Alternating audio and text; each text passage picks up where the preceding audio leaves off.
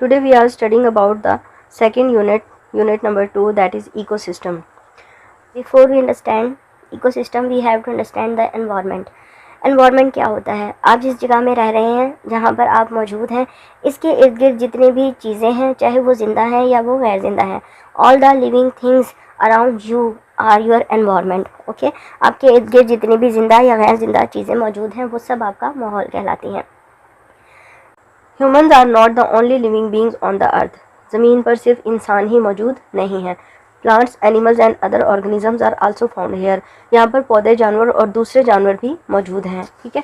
अल्लाह सुब्हानहू ताला has blessed us with beautiful land और blue oceans, lush green forest, high mountains and deserts. अल्लाह ताला ने हमें बहुत खूबसूरत दुनिया दी है, जिसमें खूबसूरत खूबसूरत मैदान, ठीक है, नीले समंदर, बहुत हरे भरे जंगलात और ऊंची ऊंची जो है ना पहाड़ और सहरा, ये सब कुछ अल्लाह ताला ने हमें इस दुनिया में दी हैं. All this make up our environment. ये सब चीज़ें जो हमारे इर्द गिर्द मौजूद हैं, ये सब हमारा माहौल बनाती हैं. An environment constitute both living and non living thing. एक माहौल के अंदर जिंदा और गैर जिंदा दोनों चीज़ें मौजूद होती हैं. In fact everything found in our surrounding is a part of our environment. जो चीज़ हमारे गिर्द मौजूद है, ठीक है, जो भी चीज़ है, फॉर एग्जाम्पल आपके पास आपका स्कूल बैग है, you have a chair, you have a table, ये सब आपके इन्वायरमेंट हैं. The surrounding of where an organism live is called an its environment. जो चीज़ें एक ऑर्गेनिज्म के इर्द गिर्द मौजूद हैं, वो सब उसका माहौल या एनवायरनमेंट कहलाती हैं. Take your classroom for example. आप अपने क्लासरूम में ही बैठे हुए हैं और यहाँ पर ज़रा सोचें. It has a specific environment for studying and it includes your teacher, classmate, wall chart, books, table, chair, writing boards, bags, etc. ठीक है. आप अपने क्लासरूम में ही बैठे हैं और आप देखें कि आपके पास कौन कौन सी चीज़ें हैं जो आपका माहौल बना रही हैं.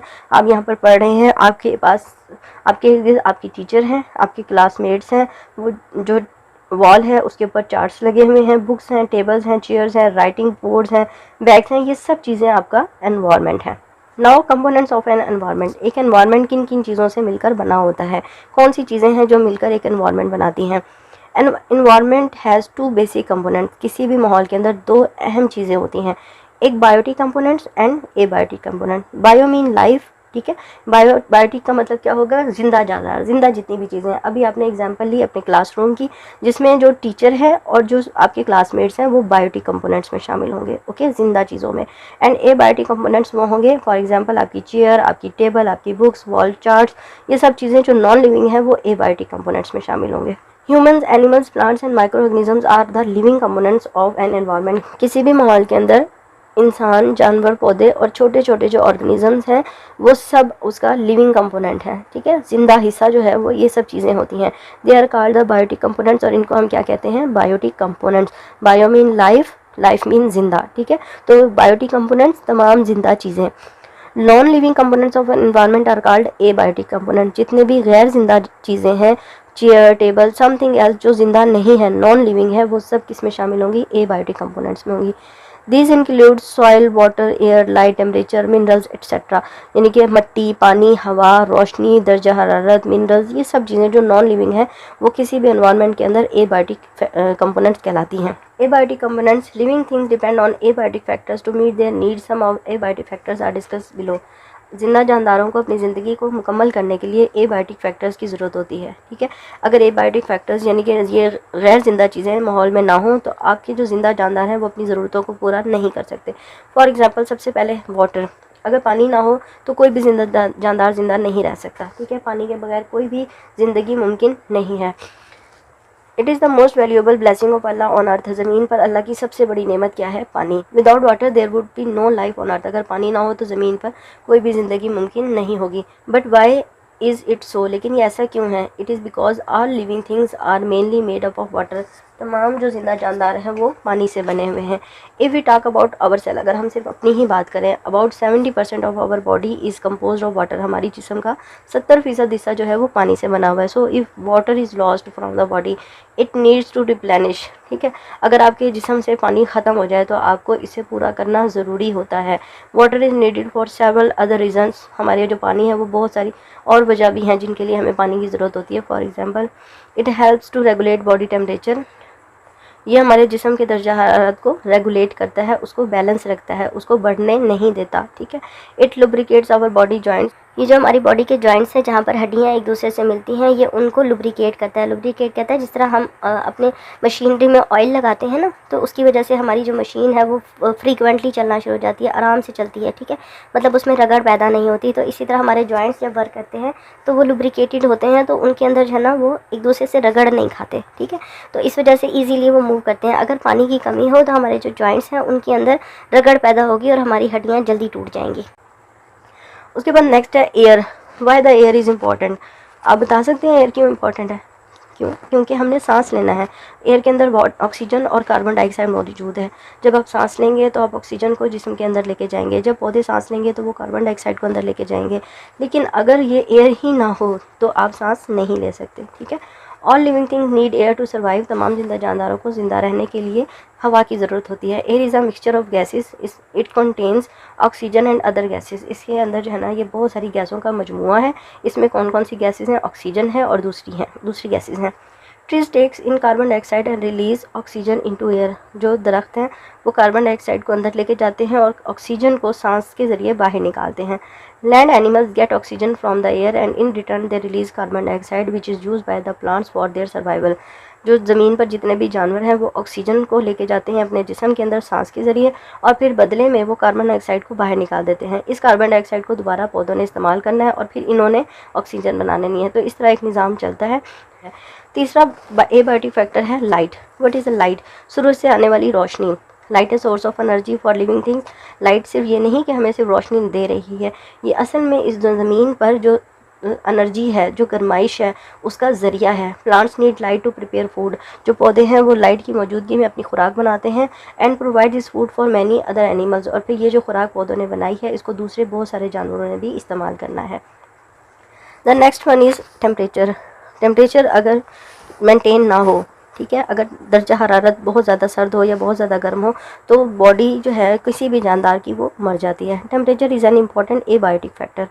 It play a significant role for animals and such as reptiles that can not regulate body temperature. ये जो है एक बहुत अहम किरदार अदा करता है उन जानवरों के लिए, ख़ास तौर पर रेप्टाइल जो रेंगने वाले कीड़े हैं, ठीक है, रेंगने वाले जो जानवर हैं उनके अंदर ख़ास तौर पे, क्योंकि उनके अंदर ये खसूसियत नहीं होती कि वो अपने बॉडी की जो दर्जा हरारत है उसको खुद मेंटेन कर सकें।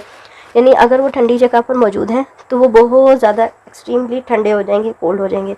अगर वो किसी गर्म जगह पर मौजूद हैं तो एक्सट्रीमली हॉट हो जाएगी उनकी बॉडी, ठीक है। तो उनके अंदर ये खसूसियत नहीं होती कि वो अपने बॉडी के टेम्परेचर को खुद से सेट रख सकें, तो इसके लिए उन्हें बाहर से दर्जा हरारत की ज़रूरत होती है। Plant also required specific range of temperature for their growth. पौधों को भी जिंदा रहने के लिए और ग्रो करने के लिए मखसूस दर्जा हरारत की ज़रूरत होती है। अगर दर्जा हरारत में कमी या ज़्यादती पौधों की ज़िंदगी को ख़त्म कर देती है। उसके बाद नेक्स्ट कंपोनेंट है हमारे पास soil. Soil is another important abiotic factor. ये एक और इम्पॉर्टेंट एबायोटिक फैक्टर है। सॉइल क्या करता है? Anchor plants and provide water and nutrients to them. पौधे मिट्टी के अंदर गड़े हुए होते हैं तो मिट्टी उनको सीधा खड़ा रहने के लिए सपोर्ट देती है, यानी कि सहारा देती है। उसके अलावा मिट्टी उनको पानी और नमकियात फराहम करती है ताकि वो अपनी खुराक बना सके। अब हमारा अगला टॉपिक है बायोटिक कंपोनेंट्स। बायोटिक कंपोनेंट्स जितने भी जिंदा जानदार हैं, ठीक है, लिविंग कंपोनेंट्स किसी भी एनवायरनमेंट के, उनको हम कहते हैं बायोटिक कंपोनेंट्स। बायोटिक कंपोनेंट्स को हम मूड ऑफ न्यूट्रिशन, यानी कि वो खुराक किस तरीके से लेते हैं, या वो खुद बनाते हैं या वो किसी और को खा के हासिल करते हैं, या वो डिकम्पोज करके यानी कि गला सड़ा के किसी भी मुर्दा जानदार को उससे खुराक लेते हैं। ये तीनों कैटेगरीज़ की बेस पर हमने बायोटिक कंपोनेंट्स को 3 ग्रुप्स में डिवाइड किया है। Number 1 is a producer, number 2 is a consumer and number 3 is a decomposer. Producers कौन से लिविंग ऑर्गेनिजम्स होंगे? वो ऑर्गेनिज्म जो कि अपनी खुराक खुद बनाएंगे, ठीक है, फॉर एग्जांपल पौधे। कंज्यूमर वो ऑर्गेनिजम्स होंगे जो पौधों को इस्तेमाल करेंगे, ठीक है, ये अपनी खुराक खुद नहीं बनाएंगे, ये इन खुराक बनाने वाले ऑर्गेनिज्म को खाकर अपनी ज़रूरतों को पूरा करेंगे। उसके बाद कंपोजर जब मर जाएंगे तो इनकी बॉडी के गलने सड़ने से इनके जो डेड पार्टिकल्स हैं उनको खाने से अपनी खुराक हासिल करने वालों को हम कहेंगे decomposers. Now what are the producers? Producers are all the organisms, living organisms that can produce their own food. वो तमाम जिंदा जानदार जो अपनी खुराक खुद तैयार करते हैं, ठीक है। Plants are producers as they can make their own food. वो पौधे जो हैं वो प्रोड्यूसर कहलाते हैं किसी भी लिविंग एनवायरनमेंट में, क्योंकि ये अपनी खुराक खुद तैयार कर रहे हैं। They get energy from sunlight. इन्होंने एनर्जी जो है खुराक तैयार करने के लिए वो सनलाइट से लेनी है। Plant use this energy to prepare their food, और प्लांट्स जो है इस एनर्जी को इस्तेमाल करते हैं ताकि वो अपनी खुराक बना सकें। All other living beings depends on plants for food, और तमाम दूसरे जिंदा जानदार अपनी खुराक के लिए पौधों पर इन्हसार करते हैं। ठीक है, उन्हें अपनी खुराक के लिए पौधों को इस्तेमाल करना होता है। ठीक है, क्योंकि ये प्रोड्यूस कर रहे हैं, पैदा कर रहे हैं, खुराक को बना रहे हैं, इसलिए इन्हें हम प्रोड्यूसर कहते हैं। जो दूसरे ऑर्गेनिज्म जो इनको कंज्यूम करते हैं, जो इनको खाते हैं, ठीक है, इस्तेमाल करते हैं, उनको हम कहते हैं कंज्यूमर्स, उनको हम कहते हैं consumers. Now what are the consumer? All animals are consumer, तमाम जो जानवर हैं वो सब कंज्यूमर है, क्योंकि वो अपनी खुराक खुद नहीं बना रहे। Okay, because they can not make their own food like plants, वो पौधों की तरह अपनी खुराक खुद नहीं बनाते। Different animals eat different types of food, मुख्तलिफ जानवर मुख्तलिफ तरह की खुराक खाते हैं। ईट plants while other only eat meat, कुछ जो है वो सिर्फ पौधों को खाएंगे, बाकी जो है वो गोश्त खाते हैं। There are some animals who eat both, कुछ जानवर ऐसे हैं जो दोनों को ही खाते हैं। We can group them according to the food they eat, ये जानवर जो खुराक खाते हैं, किस तरह की खुराक खाते हैं, इसकी बेस पर हम इनको डिफरेंट ग्रुप्स में तकसीम करते हैं। यहाँ पर अब कंज्यूमर को 3 ग्रुप्स में तकसीम किया जा रहा है। पहले बायोटिक कंपोनेंट्स को 3 ग्रुप्स में तकसीम किया गया था, प्रोड्यूसर, कंज्यूमर और डिकम्पोजर। उसके बाद अब कंज्यूमर्स को, ठीक है, सिर्फ कंज्यूमर्स को 3 ग्रुप्स में तकसीम किया जा रहा है, हर्बीवोर, कार्निवोर और ऑमनीवोर्स। ठीक है, हर्बीवोर्स वो ऑर्गेनिजम्स हैं, ये वो एनिमल्स हैं जो सिर्फ पौधों को खाते हैं। ठीक है, और कार्निवोर्स वो हैं जो सिर्फ दूसरे जानवरों को खाते हैं, और जो ऑमनीवोर्स हैं वो एनिमल्स हैं जो दूसरे जानवरों को भी खाते हैं और पौधों को भी खाते हैं। Herbivores, the group of animals that only eat plant is called herbivore, वो जानवर जो सिर्फ पौधे खाते हैं उनको हम कहते हैं हर्बीवोर, सच एज गोट, जिराफ, शीप, रैबिट। ओके, बकरी, ज़राफ़ा, भेड़ और खरगोश। Now what are the carnivores? The other group of animals that only eat other animals is called carnivore. वो जानवर जो सिर्फ दूसरे जानवरों को खाएंगे, गोश्त खाएंगे, उनको हम कहते हैं carnivore. Lion, cat, frog, shark etcetera are carnivores, ये तमाम जानवर, शेर, बिल्ली, मेंढक और जो शार्क मछली है, ये सब कार्निवोर्स में शामिल होते हैं। ठीक है, now the third category is omnivore. What are the omnivores? All the animals that eat both plants or animals, इनको हम जो है ना वो omnivore कैटेगरी में शामिल करेंगे। The group of animal that eat plants as well as animal, ठीक है, उन्होंने पौधे भी खाने हैं और दूसरे जानवरों को भी खाना है, इनको हम कहते हैं omnivore। Bear, gorilla, eagle, humans, रीछ, गोरिल्ला, उकाब, ठीक है, और इंसान, ये सब omnivore की एग्जाम्पल्स हैं। All consumer depend on plant और other animals for their food, तमाम जो कंज्यूमर हैं वो खुराक के लिए पौधों पर या दूसरे जानवरों पर इन्हसार करते हैं। On the basis of their dependency consumers are divided into 3 groups.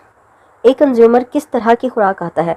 वो डायरेक्टली पौधों को खाता है, या वो पौधे खाने वाले जानवरों को खाता है, या वो किसी ऐसे जानवर को खाता है जो दूसरे छोटे जानवर को खाता हो। ठीक है, यानी कि एक कंज्यूमर डायरेक्टली प्रोड्यूसर को खाता है, या वो कंज्यूमर को खाता है, या वो किसी और ऐसे कंज्यूमर को खाता है जो किसी और कंज्यूमर को खाता हो। ठीक है, इस बेस पर हम जो हमारे कंज्यूमर्स हैं इनको 3 कैटेगरीज में डिवाइड करते हैं। एनिमल डायरेक्टली पौधों को खाते हैं उनको हम कहते हैं प्राइमरी कंज्यूमर। वो एनिमल जो प्राइमरी कंज्यूमर को खाते हैं उनको हम कहते हैं सेकेंडरी कंज्यूमर, और वो एनिमल जो सेकेंडरी कंज्यूमर को खाते हैं उनको हम कहते हैं टर्शियरी कंज्यूमर्स। ठीक है, now what are the primary consumers? अभी मैंने आपको बताया कि प्राइमरी कंज्यूमर्स वो एनिमल्स होंगे जो डायरेक्टली पौधों को खाएंगे। ठीक है, वो किसी और जानवर को नहीं खाते, वो सिर्फ पौधों को खाते हैं। Those consumer which get their food directly from plants are primary consumer. ठीक है, वो जिन्होंने सिर्फ पौधों को खाना है। For example elephant, sheep, cow, grasshoppers. Okay, elephant ने भी सिर्फ पौधे खाता है, शीप भी सिर्फ पौधों को खाते हैं, काऊ भी सिर्फ पौधों को खाती हैं, ग्रास ऊपर भी डायरेक्टली पौधों को खाते हैं। ठीक है, सेकेंडरी कंज्यूमर्स कौन से हैं? जिन्होंने प्राइमरी कंज्यूमर्स को खाना है। ठीक है, animals from this category eat primary consumer, ये जो एनिमल्स हैं ये प्राइमरी कंज्यूमर्स को खाते हैं। For example a frog that eat grasshopper, a seal eats a fish, एक सील मछली सिर्फ छोटी मछली को खाती है। A lion eats a deer, और शेर जो है वो हिरन को खाता है। ठीक है, now tertiary consumer, what are the tertiary consumer? ये वो कंज्यूमर हैं जिन्होंने सेकेंडरी कंज्यूमर्स को खाना है। Tertiary consumer get their energy by eating secondary consumer, tertiary consumer जो है वो अपनी खुराक सेकेंडरी कंज्यूमर्स को खा के हासिल करते हैं। फॉर एग्जांपल जिस तरह हमने अभी देखा फ्रॉग एक सेकेंडरी कंज्यूमर था, इसको स्नेक खाता है, तो स्नेक जो है वो एक टर्शियरी कंज्यूमर है। ग्रास ऊपर एक प्राइमरी कंज्यूमर है, ग्रास ऊपर को सेकेंडरी कंज्यूमर फ्रॉग खाता है, ठीक है, और फ्रॉग को स्नेक खाता है। तो स्नेक क्योंकि थर्ड कैटेगरी है कंज्यूमर की, इसलिए हम इसको कहते हैं tertiary consumer. Tertiary consumer get their energy by eating secondary consumers. इन्होंने अपनी खुराक कहाँ से लेनी है? सेकेंडरी कंज्यूमर से।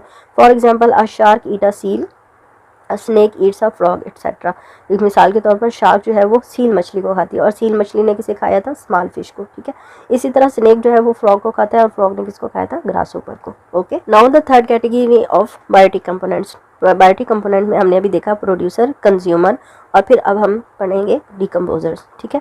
डिकम्पोजर्स कौन से ऑर्गेनिजम्स होते हैं? तमाम जिंदा जानदार जब मर जाते हैं तो उनका जो जिस्म है गलता है, सड़ता है, और उनकी बॉडी के जो न्यूट्रिएंट्स होते हैं वो एनवायरनमेंट में रिलीज होते हैं। इन जिस्मों को गलाने सलाने वाले ऑर्गेनिजम्स और इनके बॉडी के न्यूट्रिएंट्स को रिलीज करने वाले ऑर्गेनिजम्स, ठीक है, उनको हम कहते हैं decomposers. Organism that get energy from dead animals and plants are decomposers. वो तमाम जानदार जो अपनी खुराक कहाँ से लेते हैं? मुर्दा जानवरों या मुर्दा पौधों के अजसाम से, ठीक है, उनकी बॉडी से, उनको हम कहते हैं decomposers. They release the nutrients from dead organism back to the environment. ये क्या करते हैं? ये अपनी खुराक लेते हैं इन मुर्दा जानदारों से, ठीक है, और फिर इनके जो जिस्मों के अंदर जितने भी न्यूट्रिएंट्स होते हैं उनको वापस एनवायरनमेंट को रिटर्न कर देते हैं, ठीक है, सॉइल में उनको मिक्स कर देते हैं या किसी और फॉर्म में उनको एनवायरनमेंट को वापस दे देते हैं। Micro organisms like fungi and bacteria belong to this group. इस ग्रुप में कौन से ऑर्गेनिज्म शामिल है? फंजाई और बैक्टीरिया। ओके, फंजाई और बैक्टीरिया डिकम्पोजर्स हैं। Now you have activity, give 3 examples of each of the following. आपने इन एक ही कैटेगरी में 3-3 एग्जांपल्स लिखनी है। यहाँ पर अपने हर्बीवोर की 3 एग्जांपल्स लिखनी है, ऑमनीवोर्स के लिए 3 एग्जांपल्स लिखनी है, और कार्निवोर्स के लिए 3 एग्जांपल्स लिखनी है।